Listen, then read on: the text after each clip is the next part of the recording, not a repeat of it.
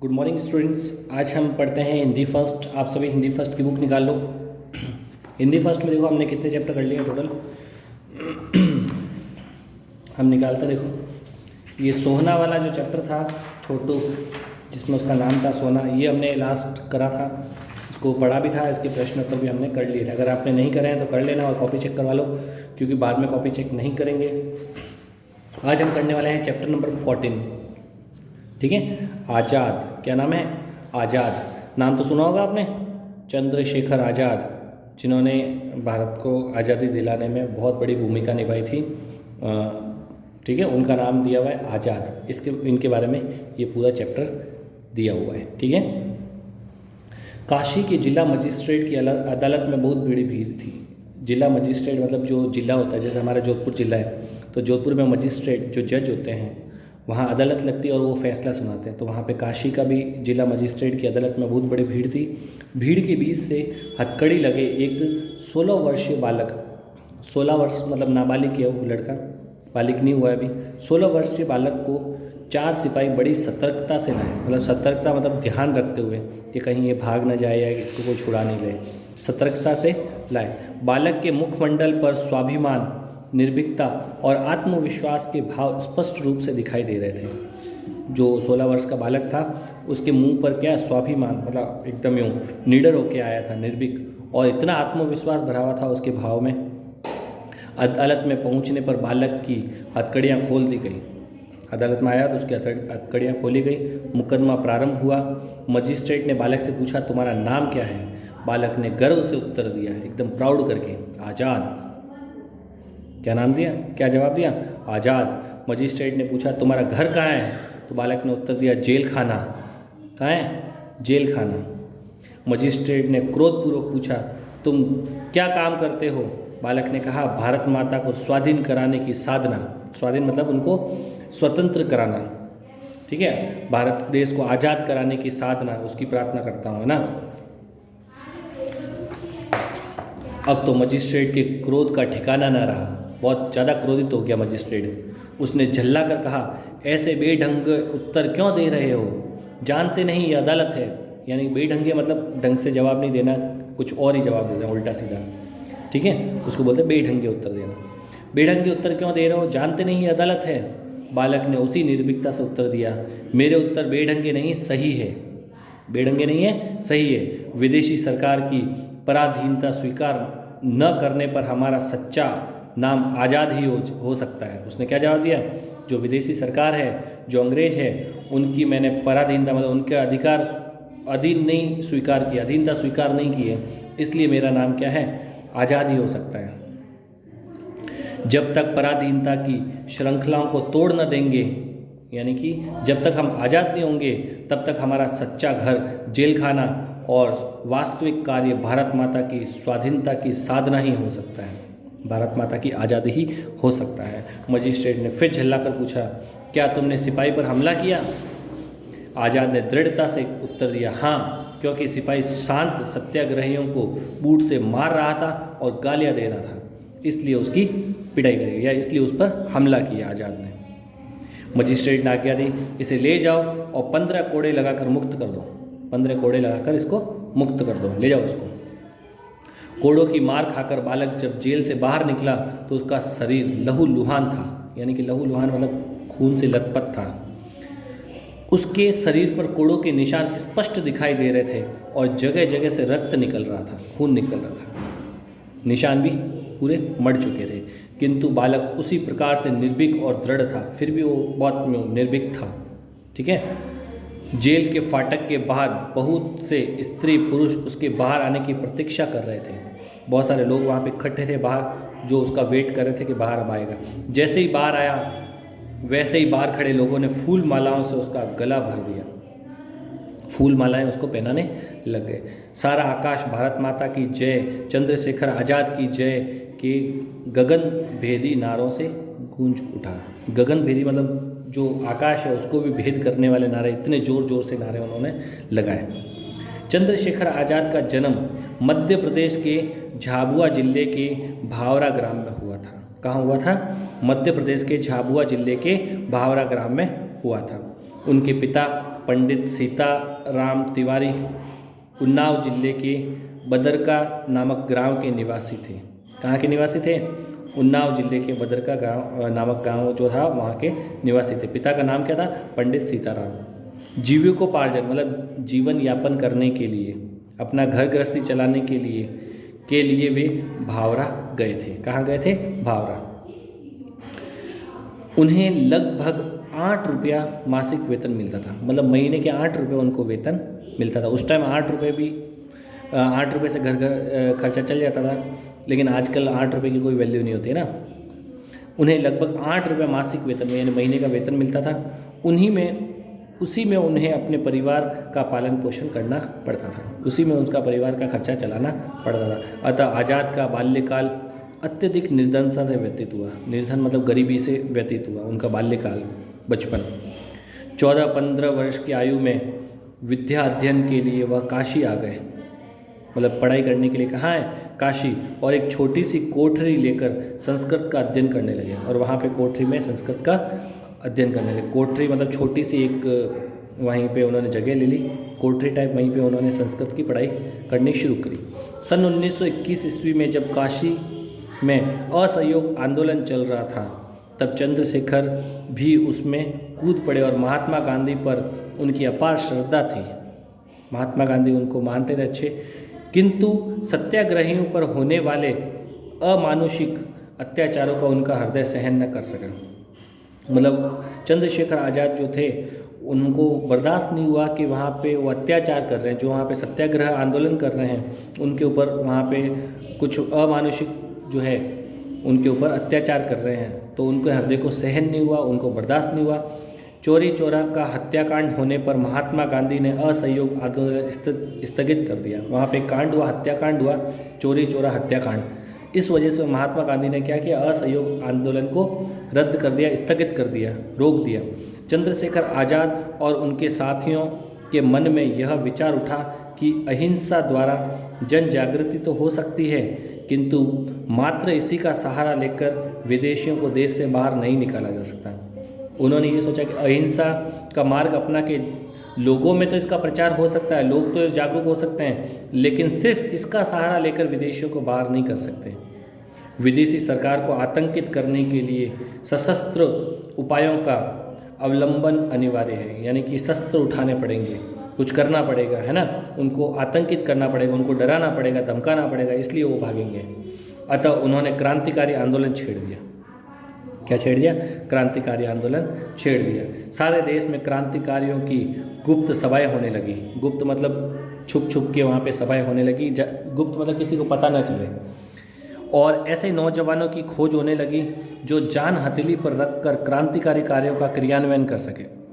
ऐसे नौजवान जो अपनी जान की परवाह किए बगैर इन आंदोलन में हिस्सा ले और उनके कार्यों को कर सके, तथा घोर यंत्रणाएं देने पर भी, यानी कि अगर वो घोर वहाँ पे दंड भी देते अगर कोई पकड़ के, तो भी वो अपने देश के लिए हंसते हंसते फंदे से झूल जाए। ठीक है, दल के भेद न खोले, मतलब अपने जो ग्रुप है उसके कोई भेद नहीं खोले। ऐसे लोग होने चाहिए जो गुप्त रखें सारी बातें और हंसते हंसते फांसी पर भी चढ़ जाएं। स्थान स्थान पर ऐसे दल बने और उन्हें संगठित करके हिंदू रिपब्लिकन आर्मी का संगठन किया गया। एक आर्मी बनाई गई जिसका नाम था हिंदू रिपब्लिकन आर्मी का संगठन किया गया। अपने दल के कुशल संचालन के लिए उनके पास धन न था। अपना दल का संचालन करना है, आगे चलाना है तो पैसा भी चाहिए, लेकिन उनके पास पैसा नहीं था। अगस्त सन 1925 ईस्वी में काकोरी के पास एक पैसेंजर गाड़ी को रोककर सरकारी खजाना लूट लिया गया।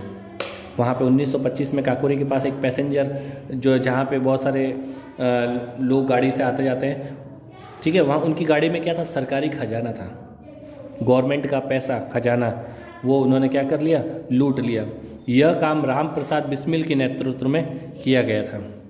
राम प्रसाद बिस्मिल भी एक बहुत बड़े क्रांतिकारी योद्धा थे, जिसमें आज़ाद नेतृत्व किया गया, जिसमें आज़ाद भी मौजूद थे। इस डकैती के सिलसिले में बहुत से क्रांतिकारी पकड़े गए। ये जो डकैती करी थी इसमें बहुत सारे क्रांतिकारी पकड़े भी गए। मुकदमा सम्मिलित चलाया गया और राम प्रसाद बिस्मिल, रोशन सिंह, अशफाक उल्ला खां तथा राजेंद्र लाहिड़ी को फांसी की सज़ा सुनाई गई। किन किन को फांसी की सज़ा दी गई?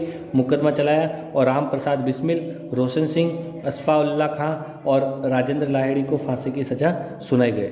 जेल में घोर यंत्रणाएं देने पर भी उन्होंने साथियों का भेद नहीं बताया और वे क्या बोले? सब सरफरोशी की तमन्ना अब हमारे दिल में है, देखना है जोर कितना बाजुए कातिल में है, ये कहते हुए उन्होंने वहाँ पे फांसी की सज़ा उनको मिली थी और ये गाते हुए फांसी के फंदे पर झूल गए। इसी तरीके से चंद्रशेखर आज़ाद पुलिस के हाथ न लग सके। चंद्रशेखर आज़ाद जो थे वो पुलिस के हाथ नहीं लगे। उनको पकड़ने के लिए बड़े बड़े इनाम घोषित किए गए, बड़े बड़े इनाम घोषित किए गए। आज़ाद के प्रत्येक नगर गांव के उनके फ़ोटो चिपकाए गए, परंतु पुलिस उन्हें गिरफ्तार न कर सकी। बाहर फ़ोटो, गांव के बाहर फ़ोटो, प्रत्येक नगर में फ़ोटो लगाए गए। उनकी विशेषता थी कि वे किसी जंगल या पहाड़ में छुपकर नहीं रहते थे, वे वेश और नाम बदलकर जगह जगह घूमते रहते थे। वे किसी जंगल में या पहाड़ पर नहीं रहते थे, वो क्या करते थे? अपना वेश बदल देते थे, ठीक है, अपनी शक्ल बदल के, वेश बदल के और अलग अलग जगह घूमते रहते थे वह, और चारों ओर अपने दल का संगठन करते रहते थे, चारों ओर अपने दल को इकट्ठा करते रहते थे। कई बार उनका ऐसे गुप्तचरों से भी सामना हो गया था जो उन्हें पकड़ने की तलाश में थे। कई बार उन ऐसे गुप्तचर भी मिल गए थे जो उनको ढूंढने के लिए, उनको पकड़ने के लिए घूमते थे, तो कई उनको रास्ते में ऐसे भी मिले। आज़ाद को देखकर उन्हें बार बार संदेह होता था, लेकिन उनकी वेशभूषा और बातचीत करने के ढंग को देखकर उनका मन उन्हें आज़ाद मान लेने को तैयार न होता। मतलब आज़ाद को पकड़ने के लिए कई गुप्तचर थे, लेकिन उनको वो पकड़ नहीं पाते थे, क्योंकि उनकी वेशभूषा जो थी, उनकी जो हाव भाव थे, जो बातचीत करने का तरीका था, उनकी जो शक्ल थी, वो सब चेंज हो जाती थी और वो उसी तरीके से होते थे कि किसी को उन पर शक नहीं होता था। अगर किसी को लगता भी था तो वो उसको आज़ाद नहीं मानता था, वो कहते थे कि नहीं, ये दूसरे हैं। आज़ाद उनके साथ अपने ही पकड़वाने के उपायों पर बातचीत करके चले जाते थे। खुद को पकड़ाने के लिए उनसे बातचीत करके वो चले जाते थे। झांसी में कुछ दिनों तक रहकर उन्होंने मोटर चलाना सीखा और पुलिस सुप्रिंटेंडेंट को मोटर चलाकर दिखाई, ठीक है, और ड्राइविंग का लाइसेंस भी प्राप्त कर लिया। उन्होंने वहाँ पर क्या किया? पुलिस सुप्रिंटेंडेंट को मोटर चलाकर, गाड़ी चलाकर दिखाई और ड्राइविंग लाइसेंस भी उन्होंने अपना वहाँ पर बनवा लिया। उन्हीं दिनों साइमन कमीशन का विरोध करते हुए पंजाब केसरी लाला लाजपत राय को पुलिस ने लाठियों से इतनी बुरी तरह पीटा कि कुछ दिनों बाद उनकी मृत्यु हो गई। साइमन कमीशन का विरोध कर रहे थे। साइमन कमीशन वहाँ का अंग्रेज जो था वो वहाँ पे क्या करता था? अत्याचार करता था। तो उसका विरोध करते हुए पंजाब केसरी जो थे लाला लाजपत राय, उनको पुलिस ने बहुत बुरी तरीके से मारा, जिसके कारण कुछ दिनों बाद में उनकी मृत्यु हो गई। सारा देश राष्ट्र के इस अपमान से क्षुब्ध हो उठा। उनको बहुत बुरा लगा राष्ट्र में कि इतना अपमान, बुरी तरीके से उनको पीटा गया। क्रांतिकारी दल ने आज़ाद और भगत सिंह के नेतृत्व में इसका बदला लेने का निश्चय किया। क्या निश्चय किया दल ने? आज़ाद और भगत सिंह के नेतृत्व में वापस बदला लेने का सोचा उन्होंने।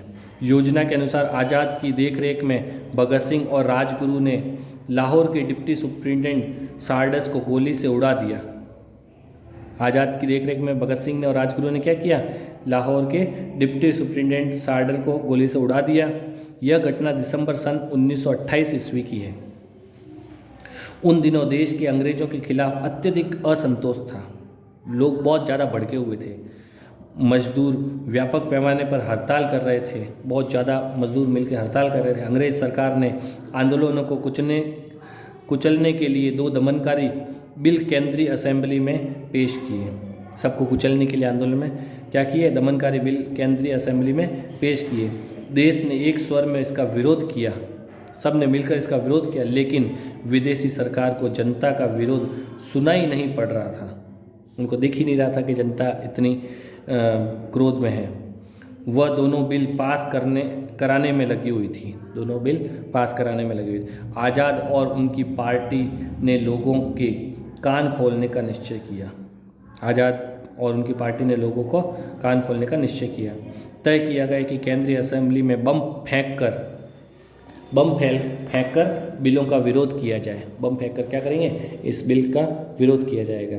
योजना के अनुसार भगत सिंह और बट्टू केशवर दत्त ने असेंबली में बम फेंका, वे वहीं गिरफ्तार हो गए। वहीं पर उनको गिरफ्तार कर लिया गया। अदालत ने उन्हें फांसी की सज़ा सुनाई। क्या सुनाई? फांसी की सज़ा। इसके बाद आज़ाद ने और भी अनेक साथी गिरफ्तार हो गए। आज़ाद के और भी बहुत सारे साथी वहाँ पर क्या हो गए? गिरफ्तार हो गए।